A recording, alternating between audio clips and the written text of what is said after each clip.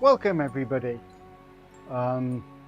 Chat's a bit quiet at the moment. I'm hoping it gets a bit more lively in the next 10 minutes before we go live. But happy Halloween. Tonight's live stream is going to be slightly different in that it's going to be more traditional horror based rather than mythos, as a lot have been to date, because it's Halloween. For anyone that catches this later, I will be going in as soon as Google lets me and trimming off the slack from the beginning and putting in timestamps so that you can find your way straight to the story if you don't want to listen to this part where we work out what we're doing. The suggestion I have so far, thanks Sten, who is giving ideas even though he can't actually watch the stream, bless him, which is a kid that melts brains with mind powers. But otherwise at the moment it looks like I'm possibly going to be trying to spend 10 minutes talking about anything really. If you hear any strange noises, it's Halloween, so we have trick-and-treaters coming to the door, which is great. If you hear bangs, pops or whizzes, the 5th of November in the UK is a big time for fireworks, and they start a couple of weeks early, so they could be coming as well. The whole fireworks on the 5th of November dates back to early parliamentary times when we were still messing about with religion, and the king had banned Catholicism. So there was a group of Catholics that weren't happy, led by one Guy Fawkes, well not led, he was just the patsy really, who tried to blow up Parliament. Happy Halloween, Legion. Really happy to see you. And he got caught just in time and quite terrifically and appropriately burnt at the stake. So to celebrate his death, basically, we used to have effigies be burnt at the stake. That happens less frequently now, that were called guys, and when I was a child, kids would make their own stuffed guy and take it round and try and get people to give them some loose change with penny for the guy,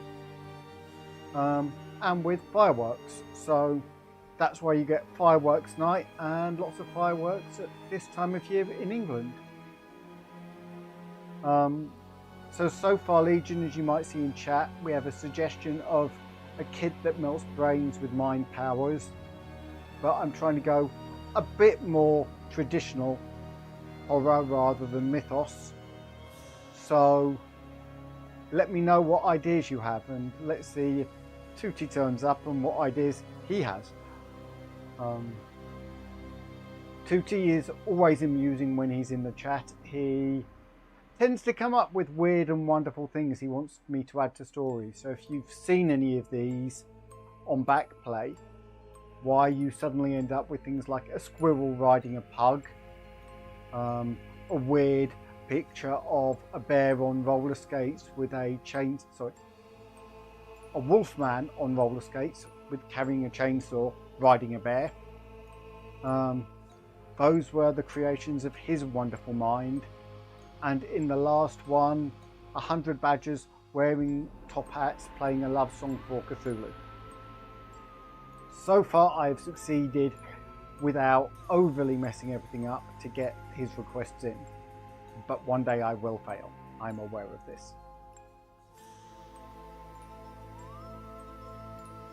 So we are 4 minutes in.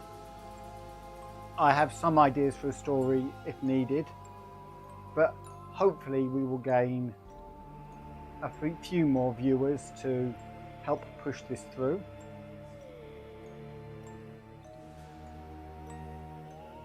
Just seeing what the screen's like on live streams. I think I need to tweak that because I managed to get it sorted. It looks a lot nicer for proper videos than this. Which is, it's all the same software, it's a bit strange.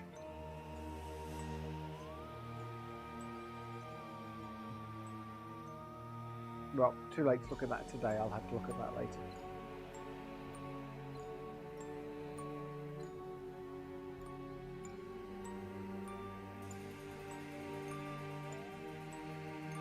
Silence is golden. Just going to check.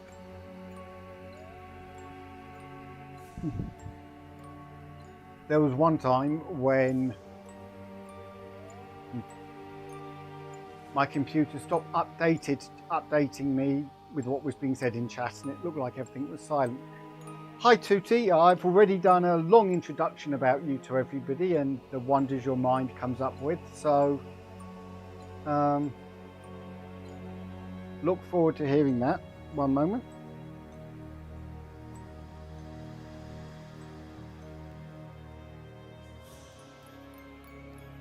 That's better now.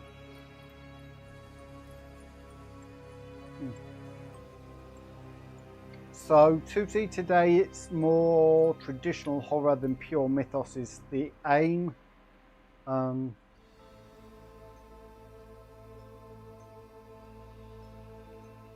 Yes, you had 100 badgers in top hats singing a love song to Cthulhu in Sundays.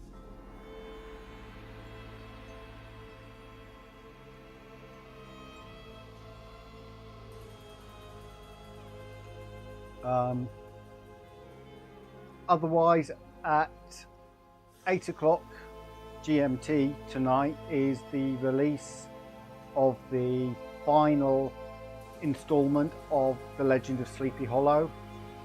Then, actually for the first time this week, tomorrow, there's nothing. I have a day off. Saturday, we have the full-length, complete Sleepy Hollow, and then we will have another live stream on Sunday. And on Monday, it is Polaris, which is the first book in the Dream Cycle. We're not doing all the books in straight one after the other. That just happens to be the first book in the Dream Cycle. And then The Damned Thing by Ambrose Bierce rounds up the week until I've tweaked the schedule slightly and we go for 3 weeks to the end of the month for the Shadow over Innsmouth. So that gives you a roundup of what's coming and gives me something to talk about. So, anything for tonight, Tutti?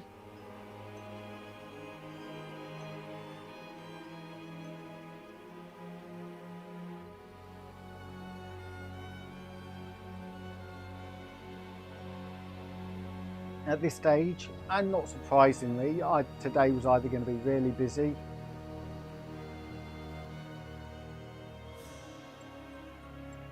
Oh, I like that one. That's actually one that I can play with without having to pull my hair out. The Skull of Despair. Anyone... I spoke too soon. The Skull of Despair. Anyone foolish enough to look into its eyes loses their mind as it drains their soul from their body. And it's the skull of a hamster.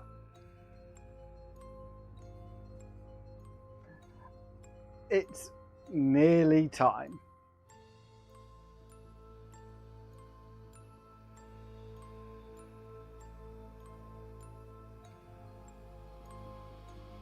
I think I can work with that one. Sorry, not sorry, was his reply. You keep it amusing and lively, Tootie.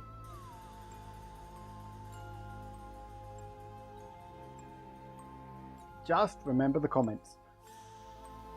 That's your charge for the headaches that you give me. You should see me after these when I'm wandering off with like bundles of ibuprofen and paracetamol.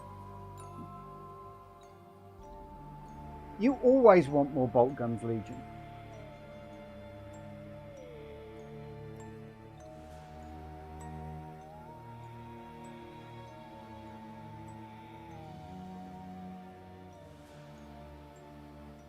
And I said, chain fists.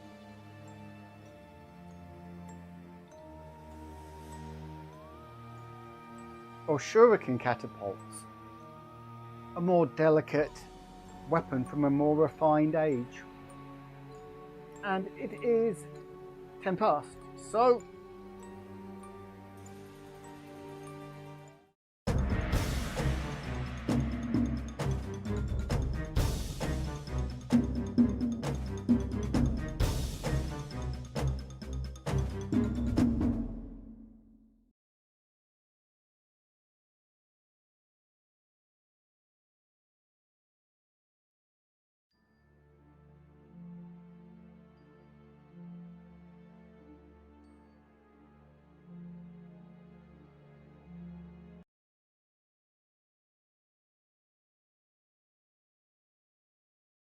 hopefully that's tidied up the music in the background a bit.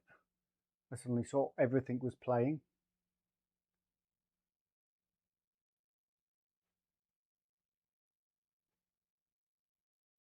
It was Halloween, and Johnny and his friends had an idea. Johnny was not a nice child. He liked to hurt things. He liked finding insects and pulling their legs off, or picking on the younger children or the weaker children. He was a bully. He was a thug. But he ruled the area and his little gang. And tonight for Halloween, he had an idea. There was an old lady down the road, and they could play tricks on her. She lived in a small house away from the side of the village in which she lived. She had a little garden round her, and she didn't like people. But today, she was going to get little,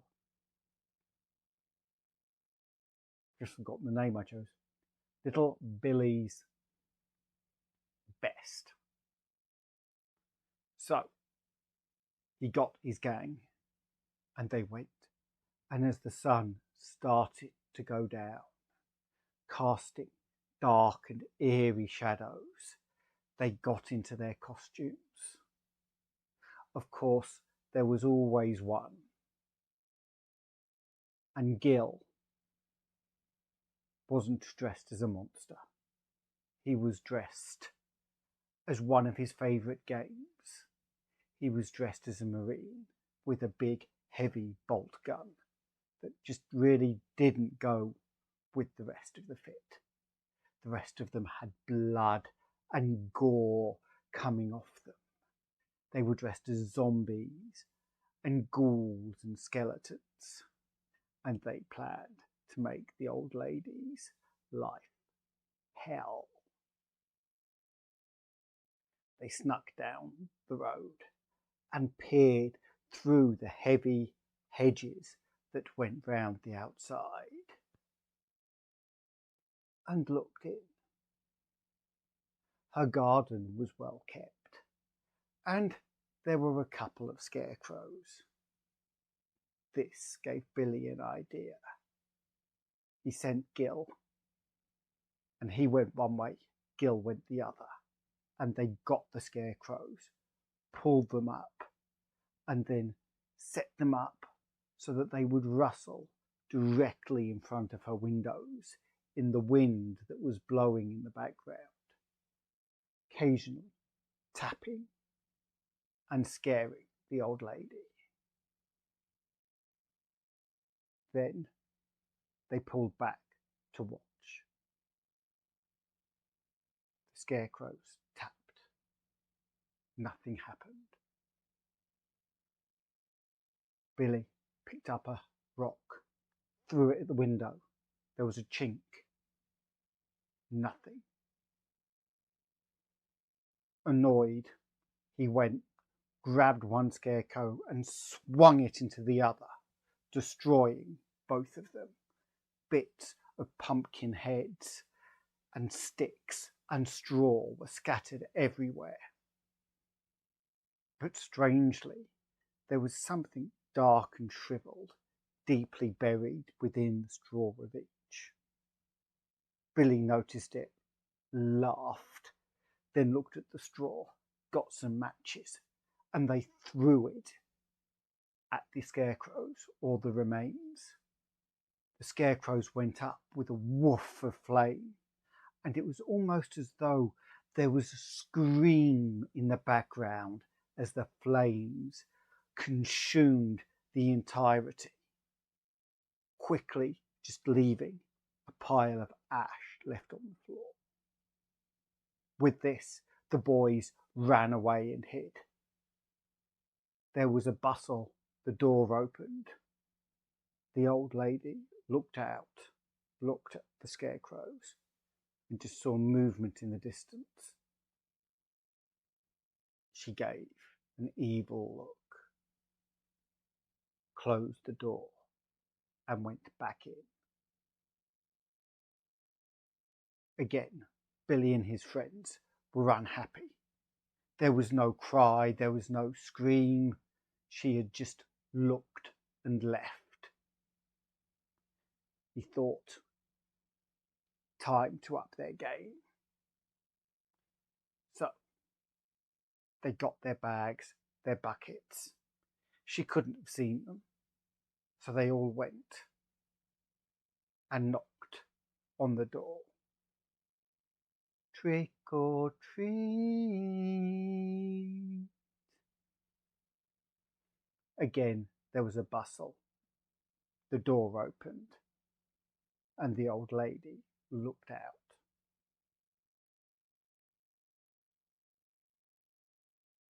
She knew who they were, but they didn't understand. Candy, miss? She gave a full smile. Oh, look, wonderful children. I love children. She reached in, and she had a big bowl of candy. Here, have several pieces each. There you go. Give some to your friends. Now go, my children. Enjoy your evening. She put the bowl down, closed the door, stepped away. Billy and his friends found it a bit creepy. Several of them looked at him, poured the strange candy into Billy's bag. Billy didn't care. More for him. He and Gil, as everyone else scurried off, went and found somewhere. Gradually opening their trove of cookies and sweets, all looking homemade, they began to eat. As they ate, they got woozy. Their stomachs felt wrong. And then they decided they were going to be ill. They needed help. There was only one place that was close enough to go. They turned and, stumbling, holding each other up, wanting to vomit but not being able to, and knocked on the door of the old lady. She opened the door with a smile and looked at them. Oh, look at my two piggies. Come in. Sit down. Without knowing why, almost like automatons, they did as they were told. They walked, stumbled into her house, and sat down. Hey, got the bowl? And she said, more? They shook their head. Well, I have plenty more for you, my boy. Plenty more. But first, come. You must see the error of your ways. She opened the door. A scream almost sounded out. Oh, I mistook. It looks like some of my previous guests were still in there. In you go. the boys' eyes filled with terror.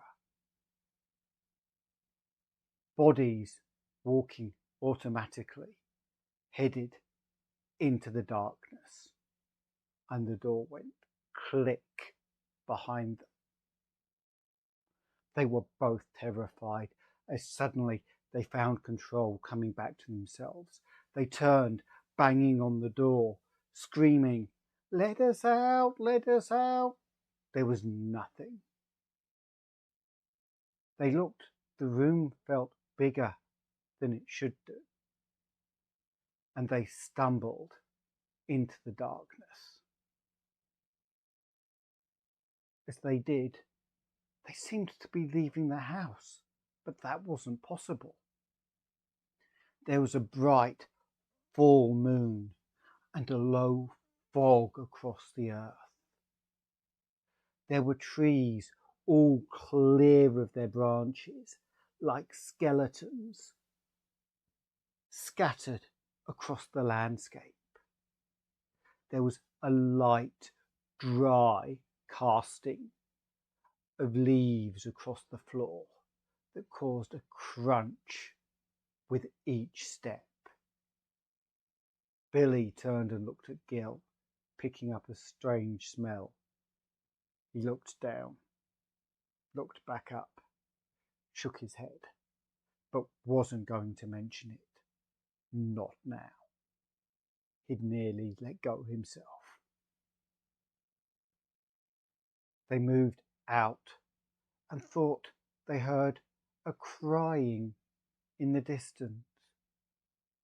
So, trying to get their courage together, they had to find a way out. They had to find a way home. Here, there was only the trees. And they walked, and there they found, sat on the floor, looking up, a little girl crying.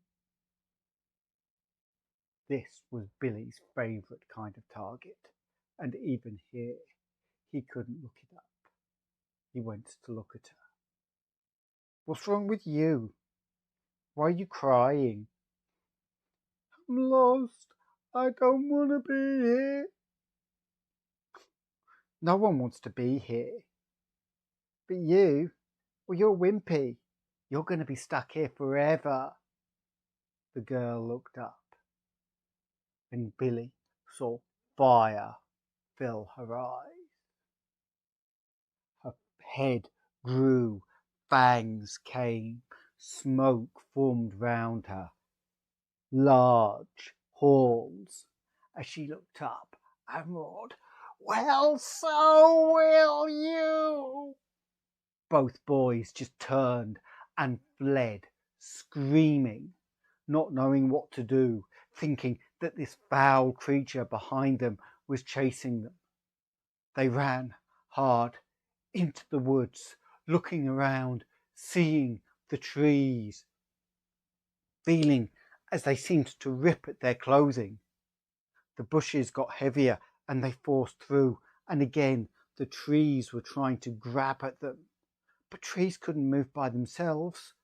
Billy and Gil ran as fast as they could, getting deeper into the woods until they came to a clearing and stopped. In the clearing, there was what looked like a schoolhouse.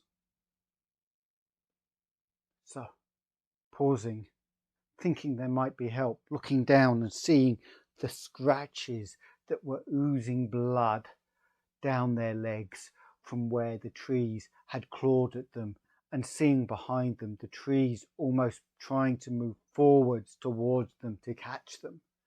They ran, pulled open the door to the house, and threw themselves inside. They looked round, and there was a little boy and a row of other children, all just looking mindless, with little grey bits coming out of their ears. One was there with the little boy staring into his eyes. Now you can be my friend too. And oh look, as the mindless creatures all looked forward, and he turned, we have more friends. Come on, boys. All of the creatures stood at the same time and turned and started stumbling towards the boys. They threw the door open and ran back outside, screaming. Looked, the trees had moved. They were now forming a tight grouping round the schoolhouse. Behind them, come on, you can be my friend too. Not knowing which way to turn, they looked to run one way and could see the hellish figure of the girl coming towards them. They turned. There was a small path heading towards the trees in another direction. They ran down that as the trees continued to close in round them, breathing heavily, panting, running as fast as they could. And then they burst out and they were back in the closet in the witch's house. She had to be a witch. They got there, pounding on the doors. Let us out! Let us out! We're sorry, missus. She opened the door. They stumbled through and smiled. Have you learnt your lesson, boys? Billy looked. Yes, miss. He lied. All that was in the back of his mind was, how can I get her back? What will I do next? She looked and smiled at him. Well then, do you want to come and see my collection? I have lots of weird and wonderful things. She took the boys out back. There was a large room. There was a cauldron in the middle with a fire underneath it, and it was bubbling and oozing, and there was a fetid smell that leaked out and lifted when they were pops. Oh, don't worry about that. They're just my dinner. It's just my dinner. They looked, and floating in the surface were what could only be fingers. As Billy watched, he saw one finger was only partially there. Bert, one of his only other friends that had been with them, he had a missing finger. They got more scared. See? There were fetuses in jars. Another jar full of eyeballs made them scream. They jumped back. Wow! They turned and the black cat shot away from where they'd nearly tripped over it. Now, boys, be careful of my friend. She doesn't like bad boys. You have to be nice to her. They looked widen. Oh, here, come, look at this. This is one of her favourites. There was a small skull that could have only been from some kind of rodent. They lifted it, both of them looking widely. There, boys, look into its eyes. They turned. It's only a hamster skull. Gazing down, and its glow came from the eyes, a dark, sinister green. Their eyes caught onto it. They stuck their views, and they screamed and screamed. It was the kind of painful scream that comes from the soul as you have to face every dark fear and horror that you've ever had. They did. It seemed as though the skull sucked towards them. A mist steamed out of the boys as they seemed to wither in the spot. And the grove grew, and the witch smiled. The next day, various parents from the village were out searching for their missing children. 4 had gone missing, a little gang of them.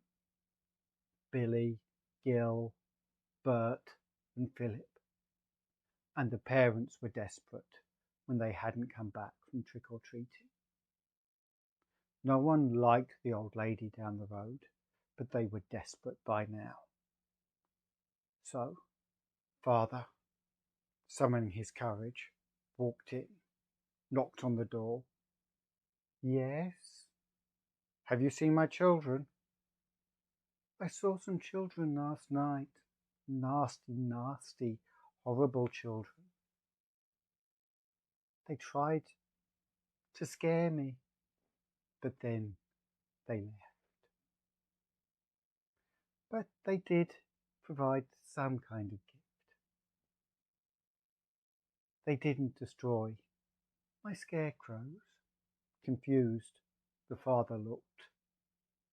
And there were 2, what looked like very new scarecrows. Behind one of them was a strange metal object that looked like a large square gun. Shaking his head, he walked off, not realizing who the gun had belonged to.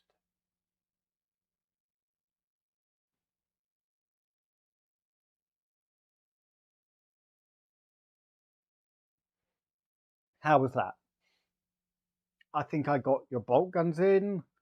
I got the Skull of Despair, being a hamster, and I got the eyes from a child that sucks out people's soul. So I think I got everything you gave me at the front in there.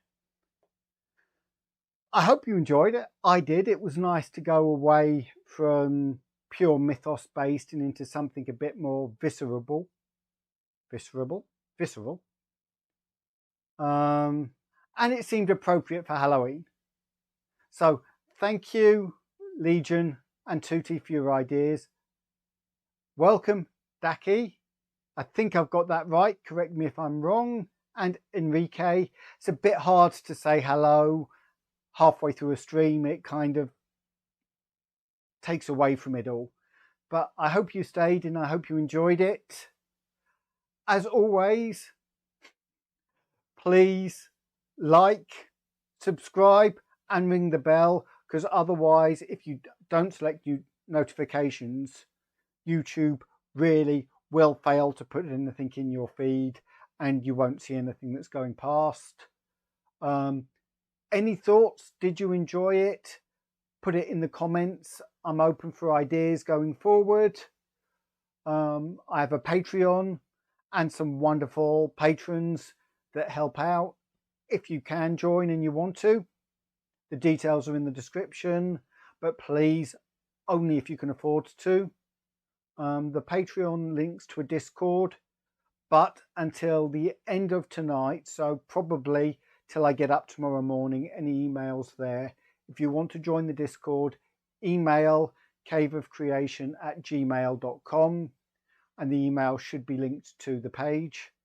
And until then, I'm just giving people direct access to the Discord. And have a great Halloween. Go enjoy giving kids candy, seeing their wonderful costumes and having a good time. And join me for the premiere in about 25 minutes time. I'm glad you enjoyed it. And a slightly more normal service will be returned on Sunday as I work out how I'm going to handle that longer stream going forwards. Otherwise, farewell for now.